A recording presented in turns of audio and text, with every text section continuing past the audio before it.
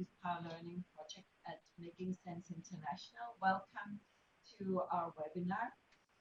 We are excited to have you all. Sorry about the slight delay. We just had to make sure that one of our speakers was able to connect so that you were all going to be able to hear her.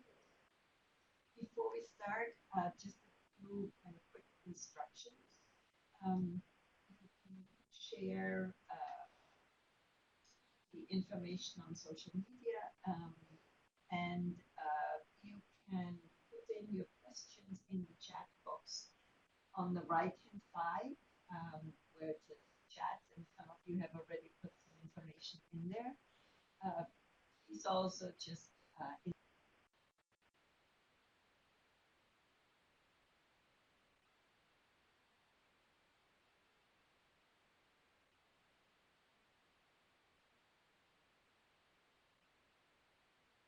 presentation. Apart from myself, you see the pictures of our team on the slide here. So we have Abolaji and Atlas Capello from Nigeria, Nilima Rao, also an Atlas Capello from Nepal, and also our project manager, and Ikenna Anyanike, an Atlas Capello also from Nigeria. So you will hear several of our team members throughout the presentation. Just a quick introduction before we go to the topic of today's webinar. YOUTHLEAD is part of Youth Power Learning. Youth Power Learning is a 5-year USA funded project that focuses on positive youth development. And the way that positive youth development is defined is that youth should have assets, agency, be able to contribute, and be surrounded by an enabling environment.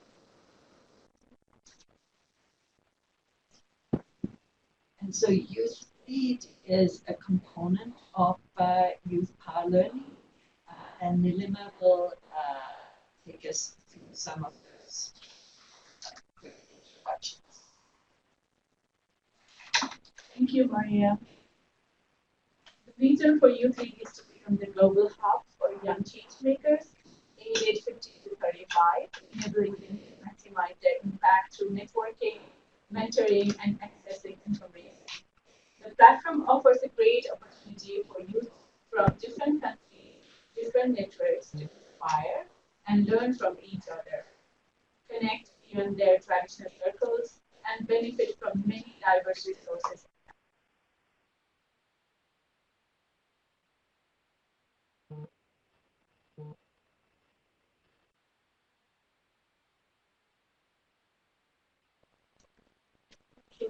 Can we go to the next slide?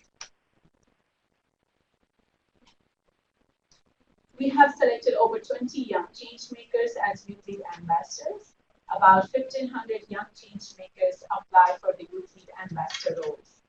The ambassadors are sharing information about YOUTHLEAD with their networks and increasing engagement through discussion groups, social media, and now also by sharing their experiences through webinars. You can hear some of the ambassadors leading webinars over the next months, and you can access some of the webinar recording on Facebook as well.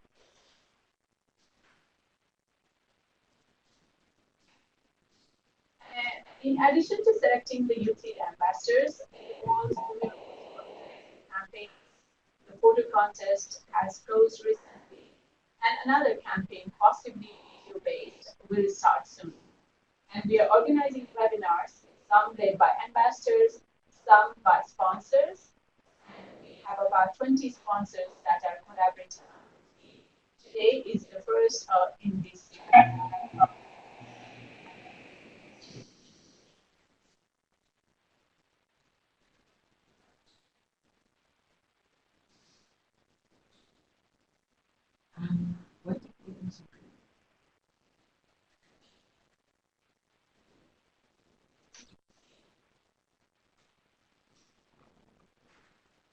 Let me just check if this is better. What if we this? Can you hear us now?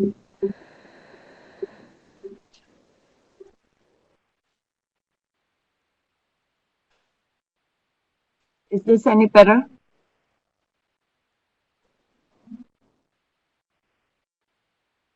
Yes. Okay. We will be using this microphone. Apologies for the sound issues.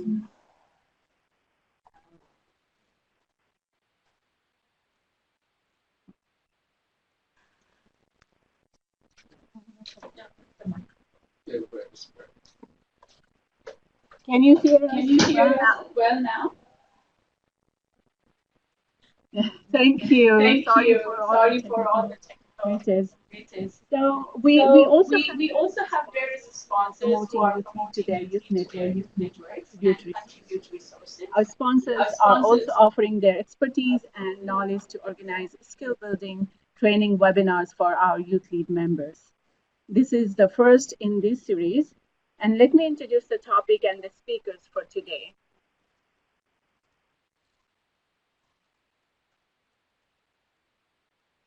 The topic for this webinar is "The Time is Now, Applying to Mental Health Lens to Youth-Focused Programming." And we have our speakers with us. ICRW, International Center for Research on Women, is leading this webinar as a sponsor. And we are delighted to have two of the speakers with us to share their expertise on mental health and help us understand how to integrate the mental health lens in youth programming. Our first speaker is Dr. Tisina Kapungu. Dr. Kapungu has nearly 15 years of experience and as a clinical psychologist and community-based researcher with expertise in adolescent health, sexual and reproductive health, and HIV/AIDS. The foundation of her clinical and research work has been to improve health outcomes for women and girls in partnerships with health providers, community-based organizations, and government institutions. Prior to joining ICRW, Tisina was an assistant professor in the Department of Obstetrics and Gynecology with a joint appointment at the Center for Research on Women and Gender and the University of Illinois at Chicago. And our second speaker is Marie Louise Okran.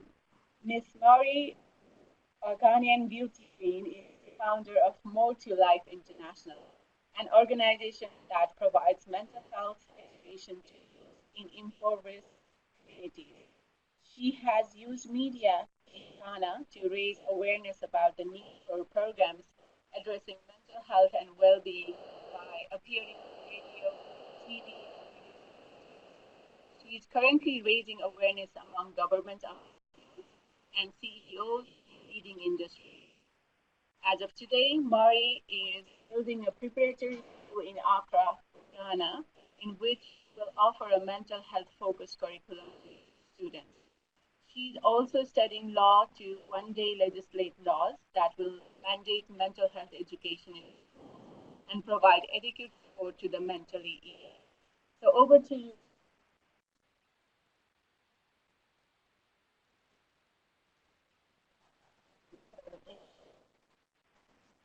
Suicide and self-harm has consistently been one of the leading causes of death, particularly for older adolescent girls globally.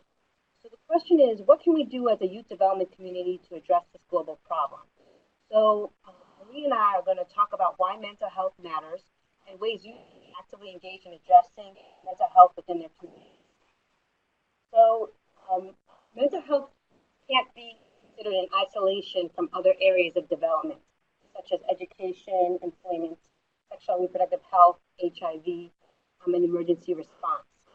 This figure is adapted from the WHO and shows that mental health is a factor that increases a person's vulnerability and can lead to poor international development outcomes, such as poverty, inequality and marginalization, exclusion from income generation and employment. It can also lead to diminished educational opportunities and high-risk sexual behaviors. And so there is a growing recognition within the international community that mental health needs to be addressed and that it's an essential lever for achieving the Sustainable Development Goals. So if we want to reach these goals, then we must have a coordinated and multidisciplinary strategy that addresses both mental health and gender. And so I'm going to talk a little bit about how gender intersects with mental health and international development. So gender norms, roles, and relations influence multiple health outcomes and affect mental, physical, and social well-being. Girls living in low and middle income countries face a variety of social and culturally driven factors that place them at poor health during adolescence.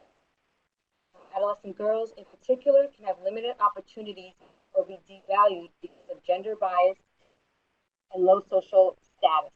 For instance, in some countries, girls are more likely than boys to be married as children, drop out of school, or be at heightened risk for HIV and AIDS and sexually transmitted infections and sexual violence. Gender norms can also influence a girl's ability to negotiate sexual practices such as use of condoms because of unequal positions in relationships.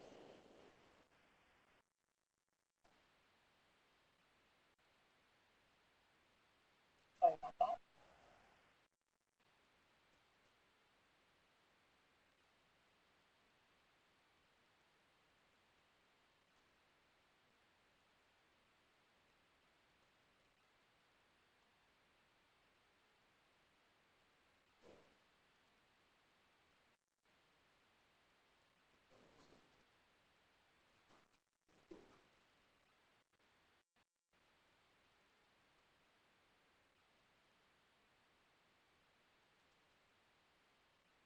Gender differences gender differences may also exist, particularly in the rates of common mental health. So you see disparities in girls and young risk for depression and suicide, as well as self-harm. Expectations of what it means to be a man may lead boys to engage in harmful behaviors, such as drinking and illicit drug use, are less inclined to wear helmets or drive fast. Gender inequality also limits access to quality health services, such that women lack the power of decision making to seek health care services. They may also need to receive permission either from the head of their household or their husband, but they may have to be accompanied by a male member of the family to get treatment. For men, they may be less likely to seek health treatment. These gender-related barriers contribute to avoidable morbidity and mortality rates in women and men throughout the life.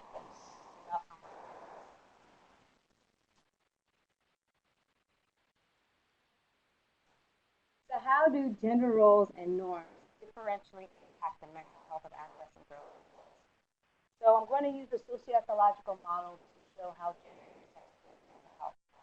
So on the individual level, research has shown that psychological stress for both girls and boys. It is during this period that depression-related illnesses peak in adolescence as gender norms are being developed. So in early childhood, girls are no more likely than boys to evidence depression in early childhood, but after puberty, the risk of depressive disorders increases drastically, and there's a significant gender gap between 5 and 2 times as likely as males to be diagnosed with depression. Adolescence is also a time when boys and girls are affected by social norms and expectations based on gender and sexuality. So puberty intensifies those social expectations from parents, peers, and individuals. Girls and boys are treated differently, and rigid gender norms can negatively affect both boys and girls. So girls may be limited by where they can and can't go. They might have household responsibilities and be able to attend school, whereas boys can travel freely and obtain income. Traditional gender roles are driving force behind women's lower economic status, low literacy and education, poorer health outcomes, greater exposure to gender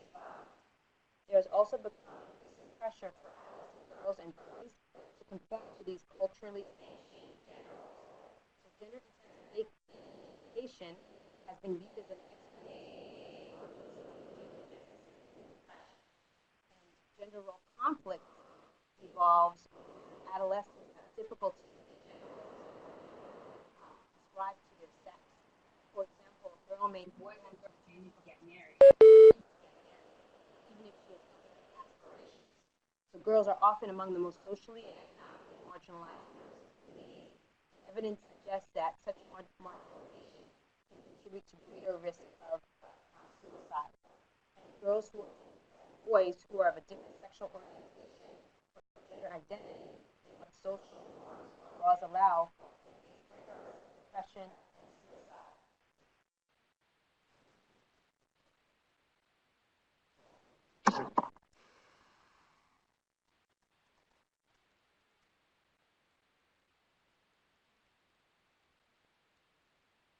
Okay.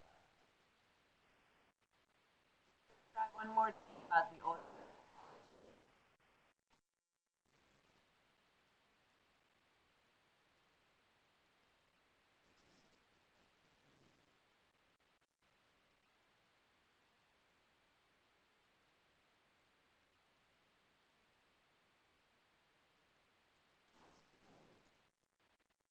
Everyone better?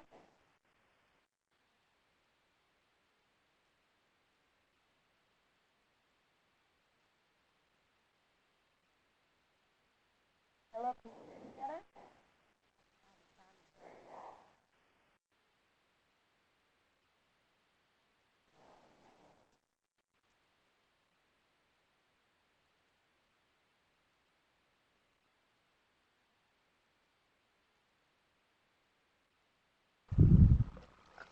Try this.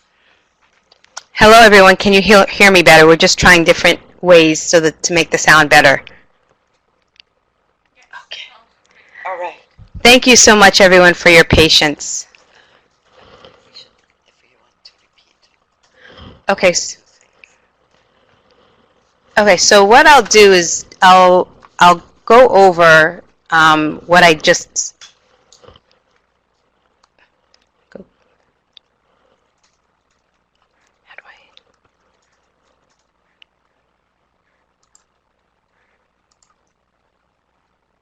Okay, so let me review this since the sound was of poor quality. So I was explaining how gender roles and norms differentially impact the mental health of adolescent girls and boys, and so I was using the socioecological model to explain that research has shown that puberty can trigger psychological stress for both girls and boys. And it's during this period that depression-related illnesses peak in adolescence as gender norms are being developed. And so in early childhood, girls are no more likely than boys to evidence depression in early childhood, but after puberty, the risk of depression disorders increases dramatically, and there's a significant gender gap, with females being between 1.5 and 2 times as likely as males to be diagnosed with depression, both during adolescence and throughout their life course. So when you look within their relationships and in their community, adolescence is also a time when boys and girls are affected by social norms and expectations based on their gender and sexuality. So puberty intensifies social expectations from parents, peers, and in their communities. Girls and boys are treated differently, and rigid gender norms can negatively affect both boys and girls. So, for example, girls may be limited by where they can and cannot go. They may have household responsibilities and be unable to attend school, whereas boys can travel freely and can obtain income. And so you'll see that traditional gender roles can be a driving force between girl and young women's lower economic status, low literacy and education, poor health outcomes, and greater exposure to gender-based violence.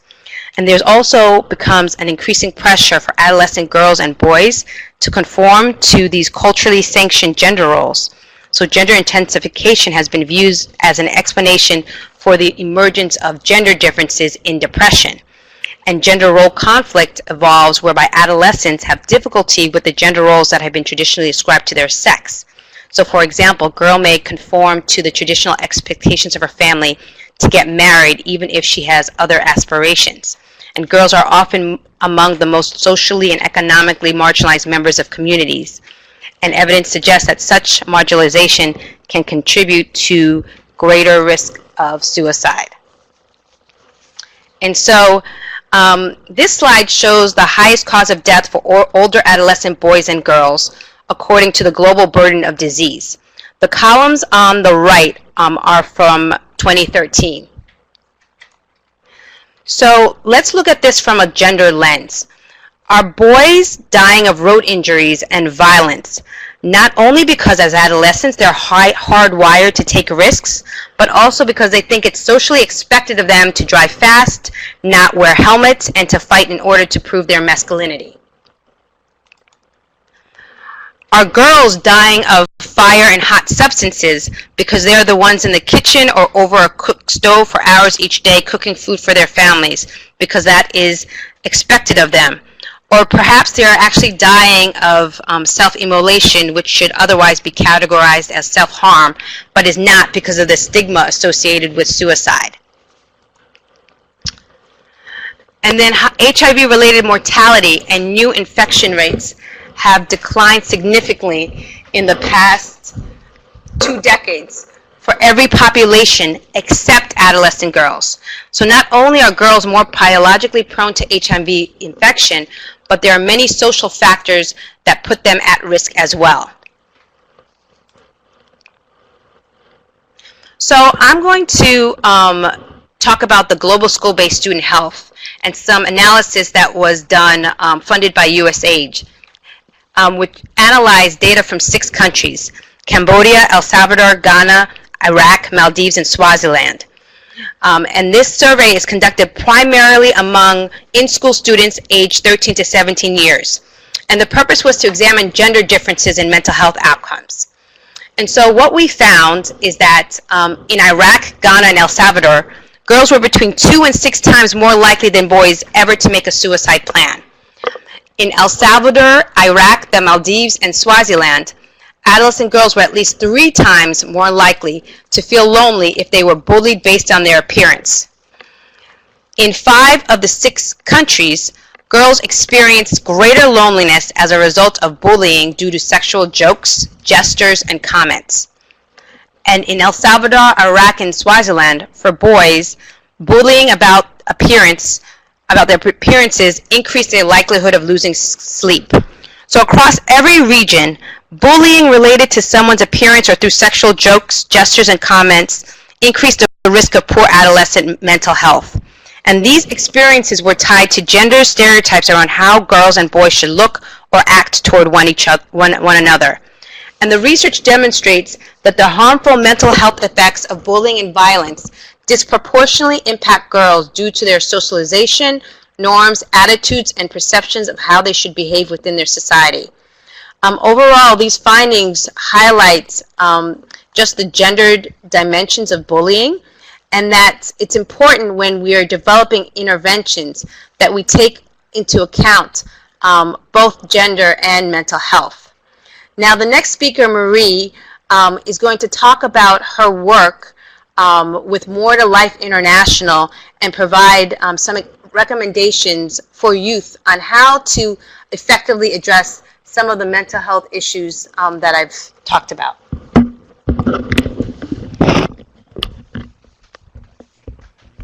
Thank you, Chasana. Hello, everyone. I'd like to start off by sharing a dream of mine. I have a dream that one day people of all backgrounds will not feel ashamed to talk about their mental health. And I believe that we all share this dream because we're all gathered on here this morning on this webinar. This dream was birthed out of experience. And you see, at the age of 11, I tried to take my own life. This was my second suicide attempt. Growing up, I had low self-esteem, and I didn't understand it then due to the lack of community members or teachers not being able basically being ignorant to mental health. Um, I try to take my life the second time. That was the time. That was the last time I ever made such an attempt. I heard a voice saying there's more to life, and that conceived in me the power to fight. I discovered that my greatest strength was to be vulnerable. The world would be a better place if there was more people to fight for mental health. And I decided to be that person.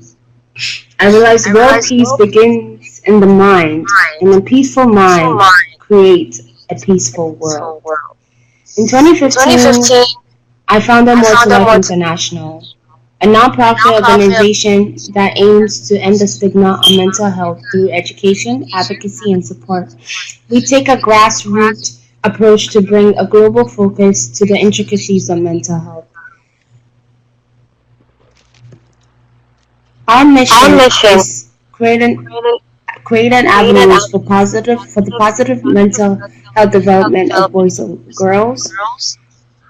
And our vision is seeking to eradicate the stigma on mental health. We want to normalize mental health. We want to merge mental health into mainstream media.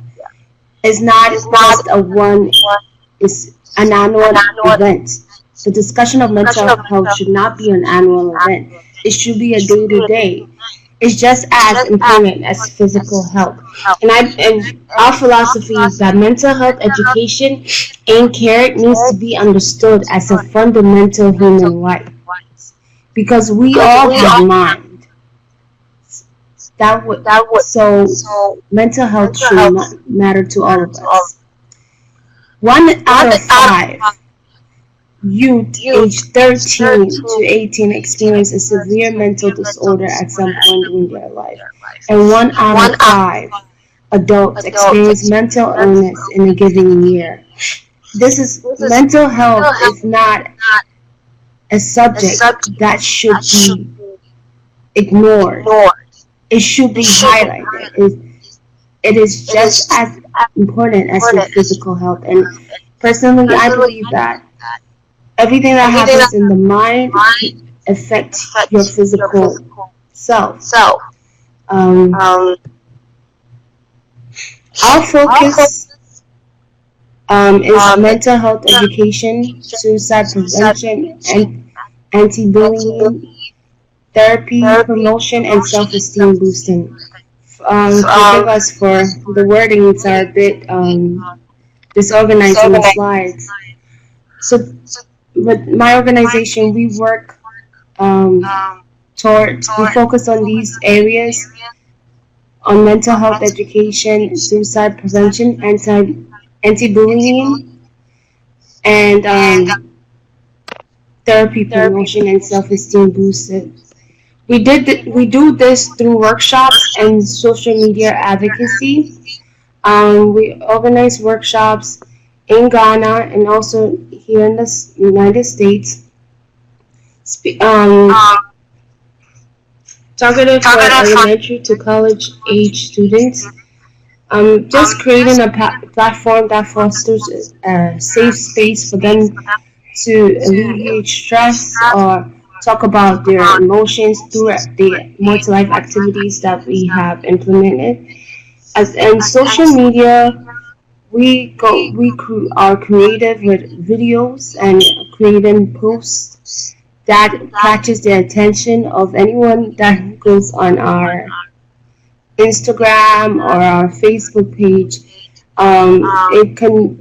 It varies between just giving them basic information and also have a message of hope or positive affirmation for people.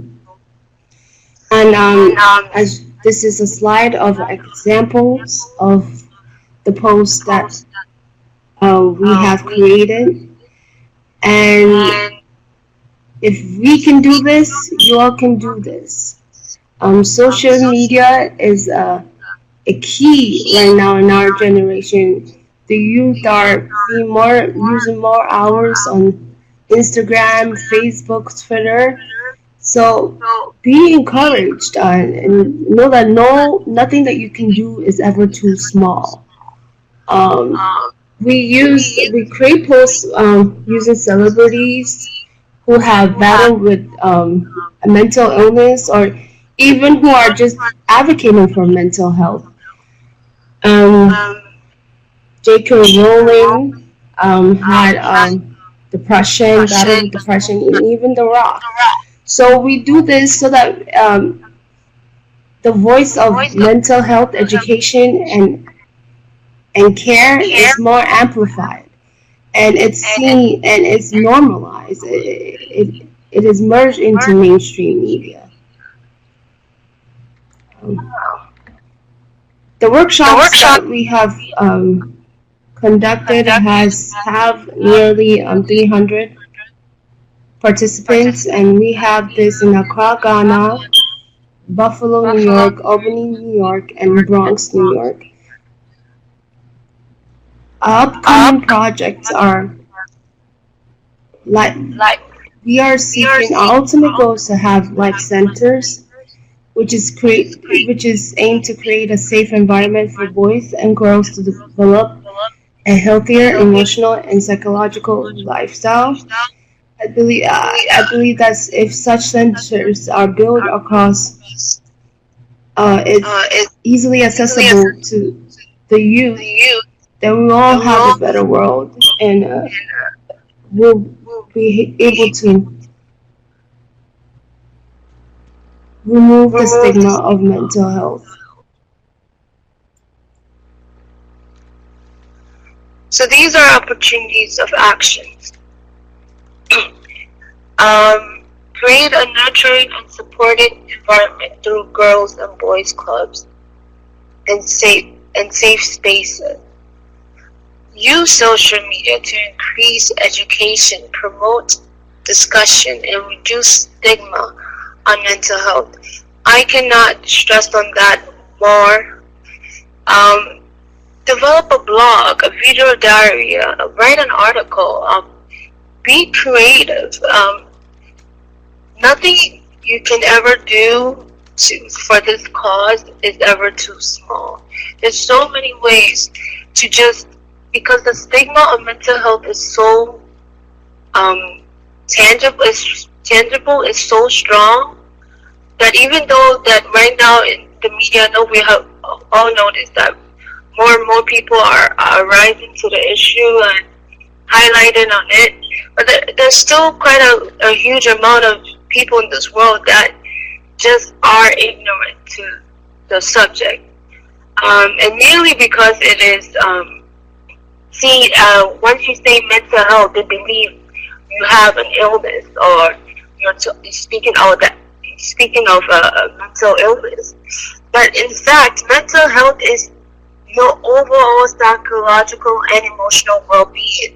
It is not specific to whether there's a presence or an absence of an illness in you. So mental health is just it's just like saying your physical health. And I believe that just like how we get daily physical health checkups, that is how we all should be getting mental health checkups. Because we all have a mind. So mental health should matter to all of us. Integrate awareness rising and educational campaigns within school programming and mental health risks. My fight is for one day the mental health education will be included in every school's curriculum. Implement a peer-to-peer education on mental health. Students can teach students by providing resources and tools. We're coming together as a community, as a student body, to educate one another and open up more the discussion on mental health. Develop and implement gender-responsive mental health intervention. Boys and girls response, mental health development are completely different. And I noticed that more so when in my workshop, because the girls were more will open up more about experiences that they have endured. I remember specifically one workshop that I conducted in Albany. A girl of college age opened up to that she actually tried to take her own life by jumping off a bridge, and she actually did, but she survived, and she had to walk home back to her dorms, and she described how the pain that she felt, that nobody even cared to ask what happened, why she's wet. And moments like that, stories like that is what More to Life seeks to shine a light to, because people are suffering internally, and though it's not physical, well, you can overlook it. But the mental health being highlighted and spotlighted in our generation people will be able to talk more and feel safe, and not feel that they'll be judged or that their emotions will be put to the back burner. And lastly, tailor adolescent programming to vulnerable populations, and more opportunities of action are to interrogate gender and mental health in school curriculum and assist in youth-focused intervention. Integrate evidence-based positive youth development and social emotional learning strategies to strengthen children's life skills and values. Adapt materials and curricula to include gender and mental health, and to document what works and what doesn't work well. Engage youth in program design, implementation, and evaluation, and finally, integrate youth experiences, your voice in interventions, and train it for healthcare workers, teachers, school counselors, and other frontline professionals. I believe with this, mental health will indeed be normalized. Each of these steps, each of these opportunities of action, you all can look into and decide which one you will be able to do. It could be something as simple as just making daily posts on your Facebook page. It's just the main goal is to open the discussion and to make it normal and to remove the stigma that is on it. Okay, I'll pass it on to Chestnut to take over. Hello? Yes, thank you so much, Marie-Louise. This was very inspiring, and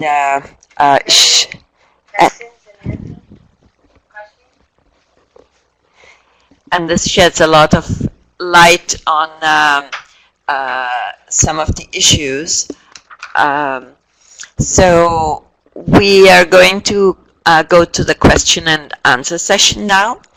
We'll be juggling the microphone a little bit, so bear with us as we're staying also connected with Marie so that she can hear the questions. So my first question is actually for both our speakers.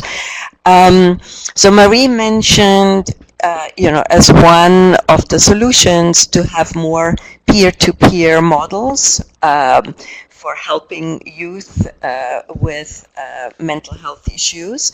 And I was wondering what kind of support should be provided to the youth to reduce potential vulnerability.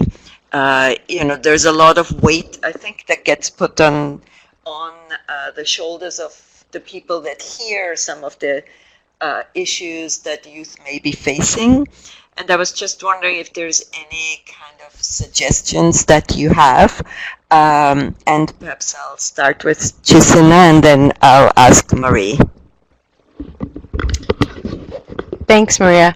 I think that it's important, one of the points that Marie talked about was about really creating a safe space for youth to talk about their experiences, talk about any challenges, and also to connect and share. And so that is one strategy that is really important. Creating that safe space that is confidential and private.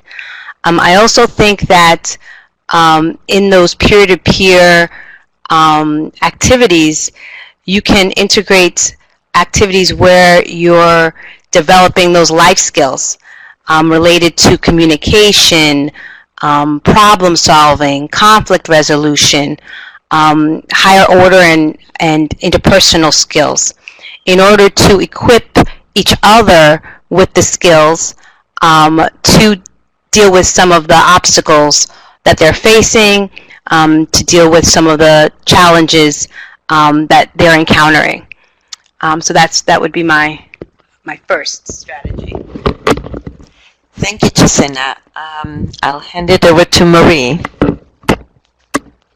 Yeah, I believe that Chisina said it all. Just creating that safe space for students for the youth to be able to talk about their emotions and their day-to-day, and equipping them with the skills on how to deal with stress and manage their emotions.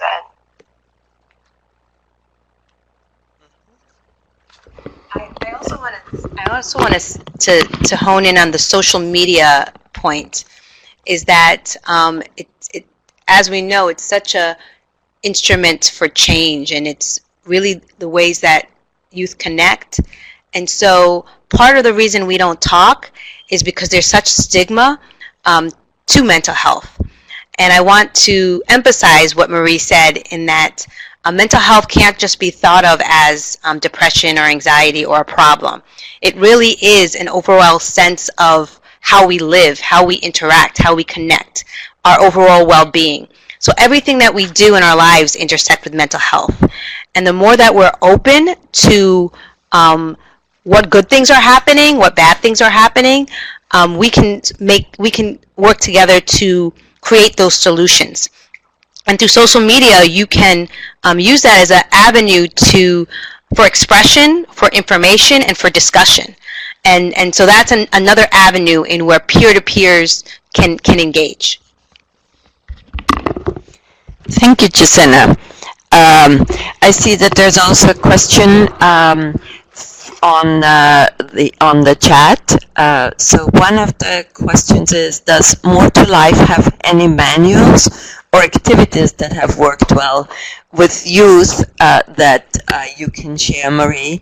And perhaps a question connected to that I have is, perhaps you could also talk a little bit about when you started your project, what were the most important things that you put in place to get you started well?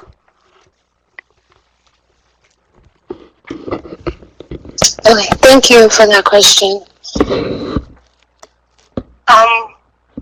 Yes, we actually, our activities that we conducted were focused on self-esteem boost, on your self-esteem.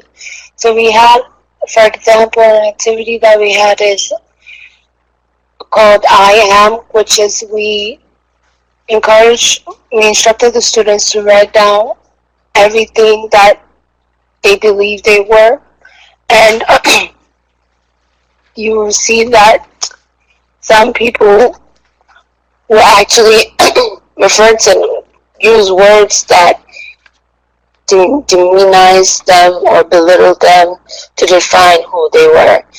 And in the end of the activity, we all come together and they will explain why they describe themselves as such. Another activity we also had was mirror, which is we gave mirrors to each student and for them to speak positively into their lives. And as for manuals, we worked really closely with an organization based in Boston, which is called Lead Now. And what they did was create a manual for mental health mental health first aid instructors. So they were able to send me a manual, and I was able to train the students to be mental health instructors, to identify the signs of depression or any form of mental health issues that is arising in one another, and to provide resources on where they can go seek for further help. Thank you. We also had received some questions in our discussion group, and so Nilima is going to ask one of those questions from our discussion group. Thank you, Maria. So one of the Youth Lead members asked us, there are no statistics about how many people are affected by mental illness. Furthermore, it is unbelievable, but many people with mental illness are living in the street, sleeping in public spaces like parks. And we feel like the government has no will and no strategy. It's not a priority in public policies to handle this situation. I would like to know what young people can do in such situation to tackle, help overcome, or find solutions to this challenge in the context. Marie, would you like to go first?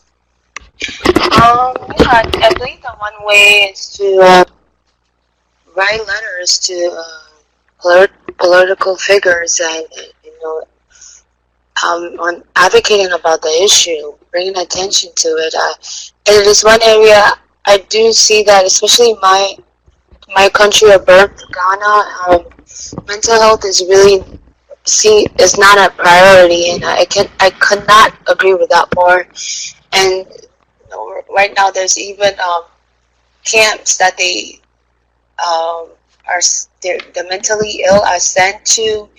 They're living in horrible conditions and chained to trees. It is inhumane how they are being treated. So I believe this right now as the youth, what you can do, one is write letters to whoever you feel could help. That is in the laws, in legislation. Also, create an awareness in your community, and even starting with you. Maybe you'll be creative and think of how you could help or provide a resource to such individuals that you see that are mentally ill and are out on the streets. If it's food, if it's clothes, whatever it is that you believe they will need or they are in need of, just provide it, even if it's just for one person. Like I said, there's no help that is ever too small, and whatever happens to the least of us affects all of us. And I just want to add from what Marie is saying is that find out what organizations or individuals in the community are also addressing these issues.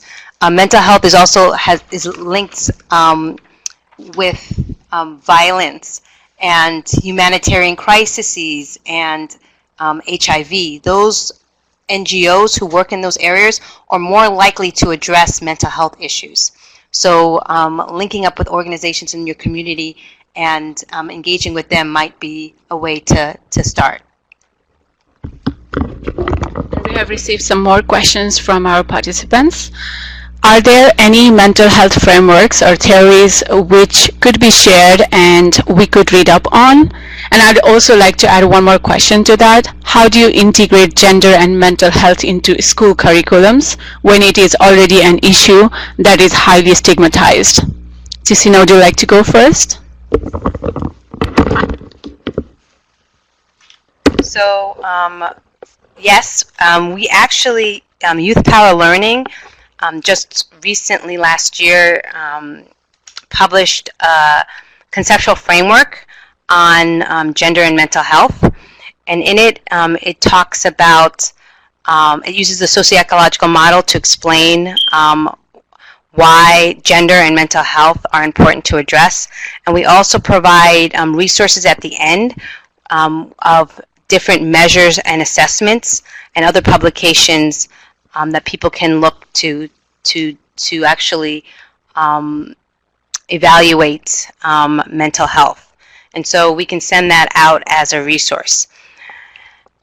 In terms of integration of gender and mental health, you know, the programs that have integrated it well for adolescents have usually started with just topic areas about what does it mean to be a man, what does it mean to be a woman, what is a healthy and unhealthy relationships, talking about gender roles. And these are things that you can integrate in some of the topic areas that are being addressed in schools. In terms of mental health, things related to just building skills, the life skills about the importance of communication, the importance of expressing your emotions, importance of self-regulation. Those are skills that you need to thrive in life.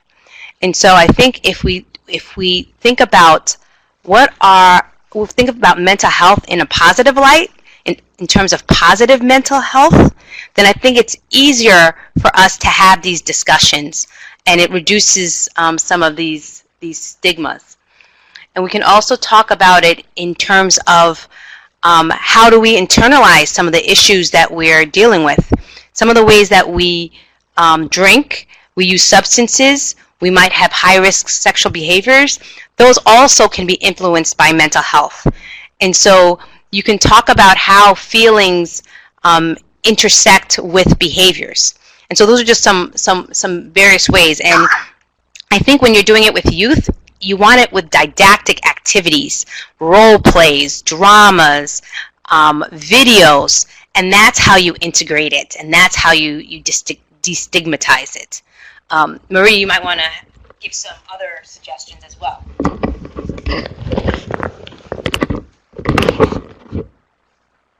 Yes. Hello, do you hear me? Yes. Yes, sure. Yes. I think you said it all.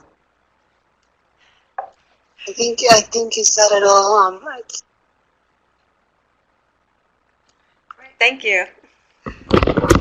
All right, so thank you to our speakers and for the discussion. Also, thank you for the questions.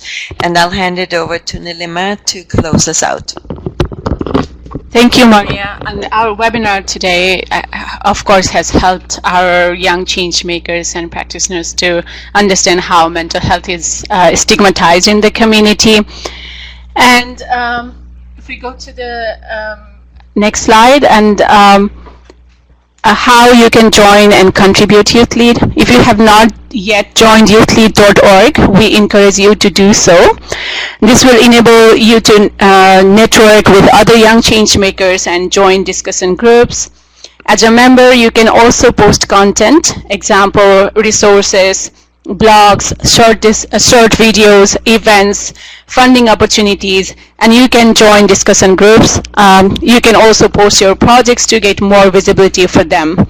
And for every contribution, you earn points and will earn badges based on those points. Every month, members also get the YouthLead newsletter, which highlights young change makers. You can also follow us on social media, Twitter and Facebook. And above all, reach out to the speakers and continue the discussion about this topic in the YouthLead discussion group. And we would like to thank Marie, especially for having shared such personal experiences, and Jessina for sharing her expertise on mental health and gender.